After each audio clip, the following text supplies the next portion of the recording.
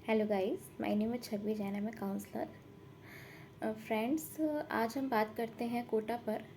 Kota education का एक बहुत बड़ा हब है जहाँ पर बहुत सारी कोर्सेज़ या फिर इंजीनियर या फिर मेडिकल की कोचिंग होती है।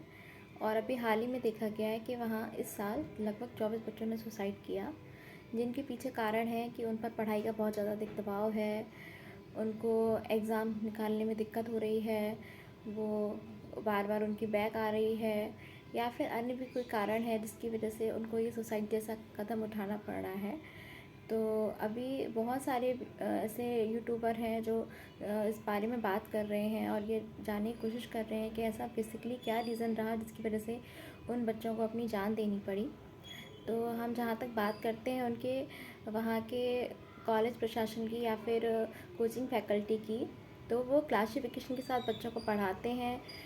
इंटेलिजेंट बच्चों को अलग पढ़ाते हैं, मीडियम बच्चों को अलग पढ़ाते हैं, एंड जो लोअर हैं, जो कम है पढ़ने में होशियार, उनको अलग पढ़ाया जाता है, जिसकी वजह से भी बच्चों में हीन भावना आ जाती है, पीयर प्रेशर आ जाता है। उनको अपने साथ में पढ़ने वालों के साथ ये लगता है कि वो ठीक से पढ़ नहीं पा रहे हैं या फिर उनसे पीछे रह जा रहे हैं, जिसकी वजह से उनमें कहीं ना कहीं इन्फ्योरिटी कॉम्प्लेक्स आता है, जो कि बहुत ही ज़्यादा हानिकारक है उस एज ग्रुप के लिए। अदरवाइज़ पेरेंट्स का ये रहता है कि उनको पता है कि हमने अपने बच्चे को बाहर भेजा है तो हमें उसे कोर्स कराना है, उसको अगर एडमिशन लेना है तो उसको बहुत ज़्यादा मेहनत करनी पड़ेगी। पेरेंट्स का रोल मेरा कहने का अनुसार ये है कि सिर्फ इतना नहीं होना चाहिए कि उन्होंने सिर्फ एडमिशन दिला दिया या फिर उन्होंने सिर्फ फ़ीस भर दी तो उनका काम ख़त्म। उनको अपने बच्चों से डे बाय डे बात करते रहना चाहिए, उनसे पूछते रहना चाहिए कि वो कवर कर पा रहे हैं, उसे हो रहा है, या उन्हें डिफ़िकल्टीज़ आ रही हैं, या फिर उनका डेली रूटीन शेयर करते रहना चाहिए।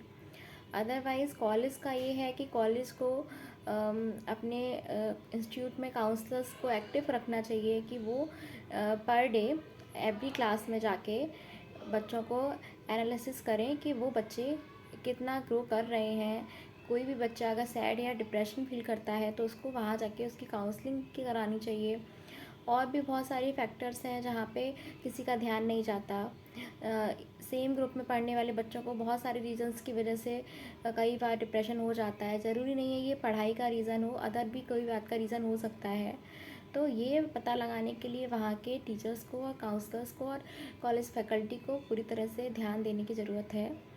और मेरा उन बच्चों से ये कहना है कि आप लोगों को पढ़ने का आपका मेन एम है, आप लोग किसी भी चीज़ से मिसगाइड नहीं हुई है। अगर आपसे वो कोर्स में बार बार ट्राई करने पर भी नहीं हो पा रहा है तो आप बेटर ऑप्शन अपने लिए जो आप जिसमें आप अच्छा कर सकते हो, आपकी स्किल ज़्यादा अच्छी दिखा सकते हो, आप वहाँ एडमिशन लो, वहाँ जाके अपना एफ़र्ट लो।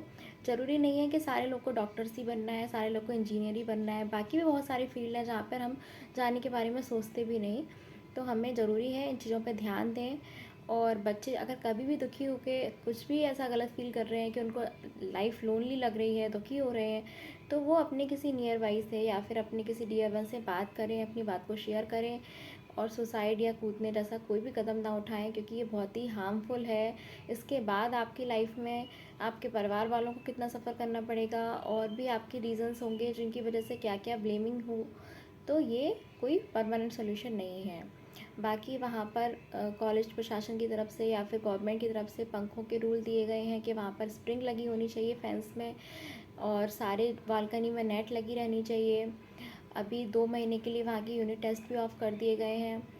और भी बहुत सारे कार्य होंगे जो वहाँ पे एक्टिवली करे जा रहे होंगे।